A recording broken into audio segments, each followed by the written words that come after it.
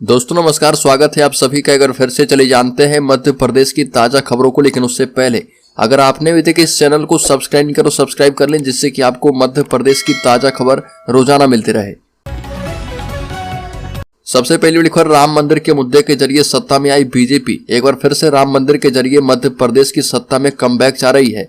22 जनवरी को पीएम को अयोध्या जाने का न्योता मिलने के फौरन बाद मध्य प्रदेश में भव्य राम मंदिर की तस्वीरों के साथ पीएम मोदी के फिर से बीजेपी सरकार वाले होर्डिंग लगने पर सियासी विवाद छिड़ गया है। जैसे राम मंदिर ट्रस्ट की तरफ से पीएम मोदी को 22 जनवरी को उद्घाटन का न्योता मिला, तो इधर एमपी में राम मंदिर की सियासी एंट्री हो गई है।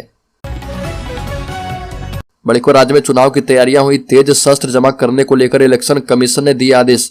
मध्य प्रदेश में आचार संहिता लागू होने के बाद से पुलिस प्रशासन और नगर निगम के द्वारा लगातार कार्रवाई की जा रही है। प्रदेश में 17 नवंबर को चुनाव होने हैं। ऐसे में राजनीतिक पार्टियों के पास जनता को साधने के लिए महज कुछ ही दिनों का समय बचा है। इसी कड़ी में कलेक्टर के आदेश के बाद शहर में करीब 10,500 लाइसेंसधारियों के लाइसेंस अस्थायी तौर पर समाप्त कर दिए गए हैं। वहीं इनमें से मात्र 46 लोगों को ही नियम के मुताबिक लाइसेंसी हथियार रखने की छूट मिली है। बड़ी खबर, प्रदेश में सार्वजनिक सहित सामान्य अवकाश की घोषणा की गई है। इस दौरान स्कूल, कॉलेज, शासकीय कार्यालय सहित निजी कार्यालय बंद रहेंगे। सामान्य प्रशासन विभाग के द्वारा इसकी अधिसूचना जारी कर दी गई है। मध्य प्रदेश में सामान्य अवकाश की घोषणा कर दी गई है। ऐसे में 17 नवंबर को पूरे प्रदेश के शासकीय, अर्धशासकीय, सार्वजनिक उपक्रम के कार्यालय बंद रहेंगे। इस दौरान स्कूल, कॉलेज को भी बंद रखा जाएगा। बैंक सहित सभी संस्थान इसके दायरे में आएंगे। सामान्य प्रशासन विभाग मध्य प्रदेश शासन द्वारा आदेश जारी कर दिए गए हैं। बड़ी खबर, आशीष अग्रवाल ने साधा रणदीप सुरजेवाला पर निशाना, कहा कि मध्य प्रदेश में झूठ की दुकान खोली है। मध्य प्रदेश में चुनाव को लेकर बीजेपी और कांग्रेस दोनों सक्रिय, दोनों ही पार्टियां चुनाव प्रचार में दमखम के साथ जुड़ गई है और इसके साथ ही दोनों के बीच आरोप प्रत्यारोप का दौर भी जारी है। इस सिलसिले में आगे बढ़ाते हुए एमपी बीजेपी मीडिया प्रभारी आशीष अग्रवाल ने एमपी कांग्रेस चुनाव प्रभारी रणदीप सुरजेवाला पर ट्वीट करके झूठ की दुकान खोलने का आरोप लगाया है। बड़ी खबर, राम मंदिर के मुद्दे पर अमित शाह ने कांग्रेस को घेर लिया। बता दें कि कांग्रेस पर आरोप लगाते हुए अमित शाह ने कहा कि परिवारवाद थोपने वाली पार्टी कभी देश का भला नहीं कर सकती। पहले तो अकेले दिग्विजय सिंह मध्य प्रदेश में लूट मचाते थे और अब लूट में कमलनाथ भी साथ आ गए हैं। करोड़ों के घोटालों से जुड़े कमलनाथ फिर से मध्य प्रदेश का मुख्यमंत्री बनना चाहते हैं और मध्य प्रदेश कांग्रेस में 3 परिवारों का बोलबाला है। आदेश गांधी परिवार का चलता है, निर्देश कमलनाथ परिवार का, और गलती होती है तो चाटा दिग्विजय सिंह के परिवार पर पड़ता है। बड़ी खबर, केंद्रीय मंत्री नरेंद्र सिंह तोमर का बड़ा दावा, कहा कि मध्य प्रदेश चुनाव में भाजपा को मिलेगी अप्रत्याशित जीत। मध्य प्रदेश के मुरैना जिले के देवनी विधानसभा क्षेत्र से भाजपा के उम्मीदवार और केंद्रीय मंत्री नरेंद्र सिंह तोमर का दावा है कि राज्य के विधानसभा चुनाव में भाजपा को अप्रत्याशित जीत मिलेगी, क्योंकि कांग्रेस अप्रासंगिक हो चुकी है। केंद्रीय मंत्री तोमर ने दिमनी से नामांकन दाखिल कर दिए और कहा कि चुनाव कोई भी हो, हमेशा प्रतिष्ठापूर्ण और चुनौतीपूर्ण ही होते हैं। अगली खबर, दिग्विजय सिंह का बड़ा दावा, कहा कि सिंधिया का मैंने किया सपोर्ट, मनमोहन सिंह से कहकर बनवाया था मंत्री। मध्य प्रदेश विधानसभा चुनाव में बार पलटवार का दौर जारी है। इस बीच कांग्रेस नेता दिग्विजय सिंह ने केंद्रीय मंत्री ज्योतिरादित्य सिंधिया को लेकर बड़ा दावा किया है और कहा कि ज्योतिरादित्य सिंधिया को मैंने सपोर्ट किया था, मनमोहन सिंह से कहकर उन्हें मंत्री बनवाया था। कांग्रेस सांसद दिग्विजय सिंह ने कहा कि माधवराव सिंधिया को मैं राजनीति में लाया था और लोकसभा चुनाव हारने के बाद ज्योतिरादित्य सिंधिया डिप्रेशन में चले गए। बल्कि मध्य प्रदेश में गृह मंत्री नरोत्तम मिश्रा ने बीजेपी प्रत्याशी सुरेश राय के समर्थन में निकली रैली में शामिल हुए और इस दौरान जनसभा का आयोजन किया गया। जनसभा के दौरान गृह मंत्री नरोत्तम मिश्रा का शायराना अंदाज नजर आया। कांग्रेस पर कटाक्ष करते हुए गृह मंत्री नरोत्तम मिश्रा ने कहा कि कांग्रेस का बस इतना सा फंसाना है कि बस्ती भी जलानी है और मातम भी मनाना है। प्रदेश के गृह मंत्री ने जनसभा को संबोधित करते हुए कांग्रेस पर जुबानी हमला करते हुए कहा कि उनके नेता राहुल गांधी हैं और वह राजस्थान जाते हैं तो हिंदू और हिंदुत्व में विभाजन करते हैं, उन्हें हिंदू और हिंदुत्व में दिक्कत है। बड़ीकर, मध्य प्रदेश के लिए सपा ने जारी कर दिए 35 उम्मीदवारों की 5वीं सूची। मध्य प्रदेश विधानसभा चुनाव के लिए सपा ने 5वीं लिस्ट जारी कर दी है। इसमें 35 उम्मीदवारों के नाम का ऐलान किया गया है।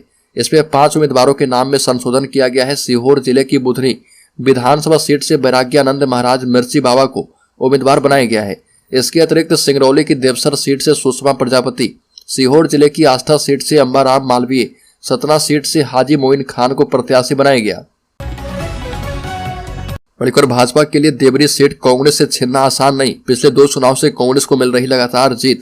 मध्य प्रदेश में देवरी सागर जिले का ऐतिहासिक कस्बा है जो कि सुखचैन नदी के किनारे बसा है। खास बात यह है कि देवरी कस्बा 150 साल पुरानी नगर पालिका है और 2013 और 2018 में लगातार कांग्रेस के हर्ष यादव ने देवरी से जीत हासिल की है। कमलनाथ सरकार में कमलनाथ को कैबिनेट मंत्री का भी दर्जा प्राप्त था। रीवा कलेक्टर ने 14 आदतन अपराधियों को किया जिला बदल। बता दें कि आदतन अपराधियों को 1 वर्ष की अवधि के लिए रीवा की राजस्व सीमाओं समेत मऊगंज, सिंगरौली, सीधी और सतना जिले की सीमाओं से बाहर रहने का आदेश दिए गए। सक्षम अधिकारी के आदेश के बाद ही ये रीवा की सीमाओं में प्रवेश कर पाएंगे। आदेश का उल्लंघन करने पर मध्य प्रदेश राज्य सुरक्षा अधिनियम 1990 की धारा 14 के तहत प्रकरण दर्ज करके कार्रवाई की जाएगी। जारी आदेश के मुताबिक मारपीट, गुंडागर्दी, गाली गलौज, अवैध शस्त्र मामले में कार्रवाई की गई है।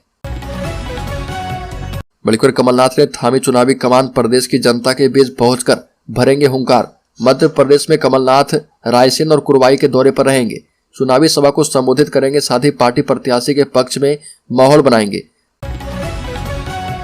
बल्कि खरगोन में कांग्रेस विधायक का बयान, कहा कि सरकार बनते ही दंगे की करवाएंगे जांच, भड़क गई बीजेपी।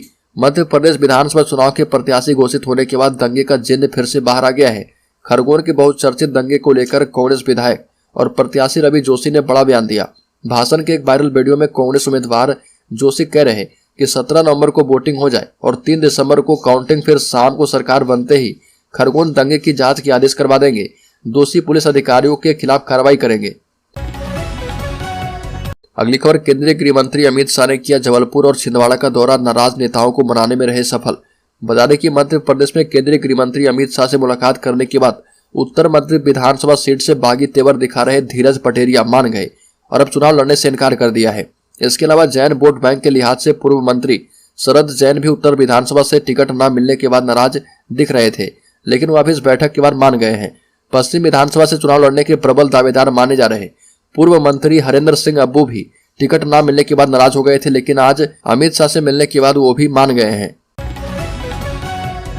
राज्य के दमोह जिले में प्रियंका गांधी ने कहा कि ओबीसी, एससी और एसटी समुदाय की सही संख्या जानने के लिए जाति जनगणना जरूरी है। प्रियंका गांधी ने कहा कि जाति जनगणना का क्या मतलब है। साथ ही कहा कि देश में यानी पिछड़ा वर्ग, ओबीसी, अनुसूचित जाति, एससी और अनुसूचित जनजाति यानी एसटी समुदाय में कितने लोग हैं। अगर सरकार को उनकी सही संख्या नहीं पता तो उन्हें न्याय कैसे देगी। ये भी दावा किया कि बिहार में हुई जाति गणना से पता चला है कि राज्य में 84% ओबीसी और दलित है।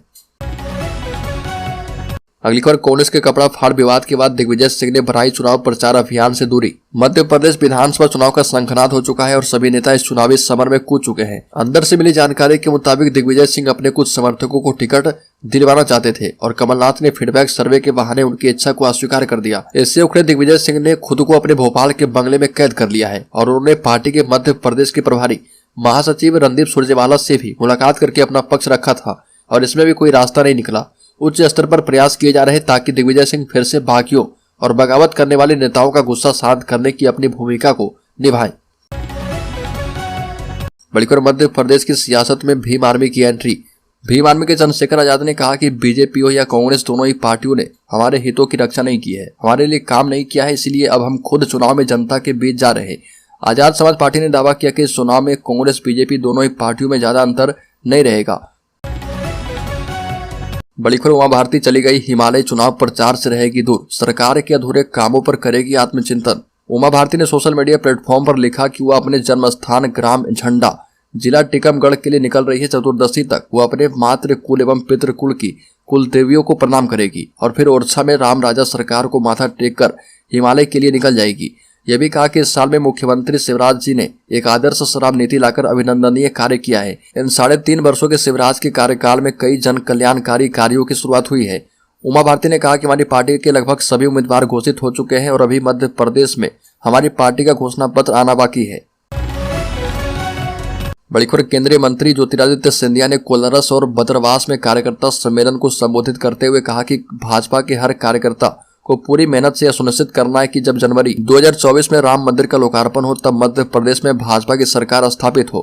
सिंधिया ने भाजपा की राजनीतिक ताकत के बारे में कार्यकर्ताओं को बताते हुए कहा कि आज भारतीय जनता पार्टी विश्व की सबसे बड़ी राजनीतिक दल के रूप में उभर रही है। कार्यकर्ता सम्मेलन में सिंधिया ने कांग्रेस पर हमला करते हुए कांग्रेस के भ्रष्ट काल और भाजपा के विकास युग की तुलना की और कहा कि जहां पहले मध्य प्रदेश में जनता को ढूंढना पड़ता था कि गड्ढे कहाँ हैं और सड़कें कहाँ हैं, वो आज प्रधानमंत्री मोदी और मुख्यमंत्री शिवराज सिंह चौहान की मेहनत से प्रदेश भर में 5 लाख किलोमीटर की सड़कें बनी है।